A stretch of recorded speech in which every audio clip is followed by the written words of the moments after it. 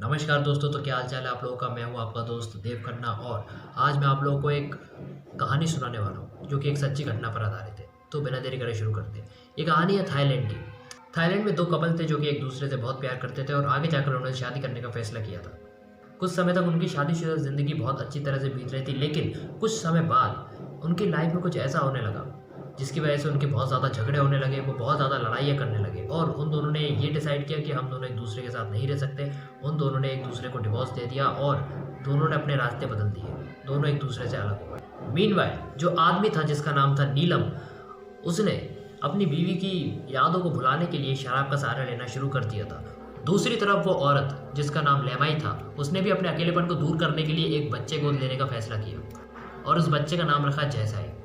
समय बीतने के साथ उन दोनों कपल्स को ऐसा लगने लगा था कि हम दोनों एक दूसरे के बिना बिल्कुल भी नहीं रह सकते और हमें आपस में सुलह करके एक साथ रहना चाहिए। फिर क्या था, कुछ समय बाद नीलम, लेमाई और जैसाई तीनों एक साथ एक ही घर में बहुत खुशी से रहने लगे। लेकिन समय के साथ साथ नीलम को शराब पीने की बहुत गंदी आदत लग चुकी थी और वह चाहकर भी इस आदत को छोड़ नहीं पा रहा था।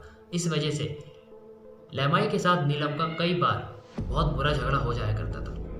फिर आई नए साल की वो रात जिसने इस परिवार की पूरी जिंदगी खराब करके रख दी थी। नीलम नए साल की पार्टी कर कर अपने दोस्तों के साथ बहुत ज़्यादा शराब पीकर अपने घर लौटा। ये देखने के बाद लेमाई के साथ उसका फिर से बहुत ज़्यादा बुरा झगड़ा हो गया और नशे की हालत में नीलम इतना ज़्यादा पागल हो चुका था कि उसने एक चाकू उठाया और अपनी वाइफ को करके मार दिया। नशे की हालत में बेवकूफ़ नीलम को यह पता ही नहीं था कि उसने कितनी बड़ी गलती कर दी है। अब नीलम का पहला मकसद यह था कि लेमाई की लाश को ठिकाने लगाना। तो उस आदमी ने एक प्लास्टिक बैग के अंदर अपनी पत्नी की लाश को लपेट दिया और अपने कंधे पर लाद कर अपने घर से निकल गया। घर से निकलने के बाद उसके घर के पास ही में एक गंदी सी जगह पड़ी थी जहाँ पर एक नाला उसको बोल सकते हैं। तो जैसे उसने उस नाले को देखा, उसको लगा कि ये सही जगह रहेगी इसको यहाँ पर फेंकने के लिए, तो उसने उस लाश को वहाँ पर फेंक दिया। लाश को ठिकाने लगाने के बाद नीलम घर आ गया और घर आते ही सबसे पहले वो बाथरूम में गया और नहाने लगा। लेकिन वो जितना भी नहा रहा था उसको ऐसे ही लग रहा था कि उसके शरीर से बहुत ही गंदी बदबू आ रही है और वो बदबू जा ही नहीं रही थी उसके शरीर से। और नहाने के बाद जब वो रिलैक्स होकर बैठा तो उसको लगा कि उसके कंधे में बहुत ज़्यादा दर्द कर रहा है। ये इस वजह से हो सकता है कि शायद उसने उसकी पत्नी की लाश को अपने कंधे पर रखा था, इसलिए उसके कंधे दर्द कर रहे हो। लेकिन उसके बाद वो ये सोच रहा था कि सुबह जब उसका बेटा उठेगा तो उसे वो क्या जवाब देगा कि उसकी माँ कहाँ गई है।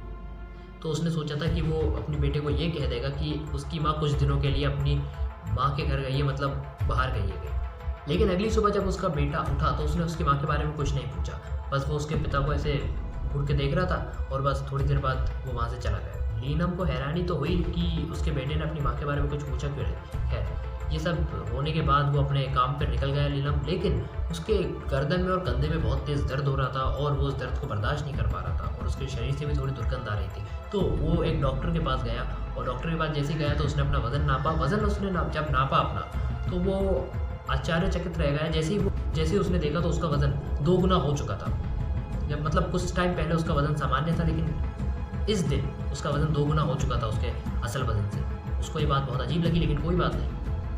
फिर भी उसके कंधे में बहुत दर्द कर रहा था। उसने डॉक्टर को दिखाया, वहाँ से वापस आया और घर आकर फिर से उसका बेटा उसको इस तरह से घूरने लगा। तो नीलम को ये लगा कि शायद ये जान चुका है कि मैंने इसकी माँ का कत्ल कर दिया है और अगर इसको ये बात पता चल गई है तो ये उसके लिए ठीक नहीं होगा और नीलम बहुत बड़े खतरे में पड़ सकता है।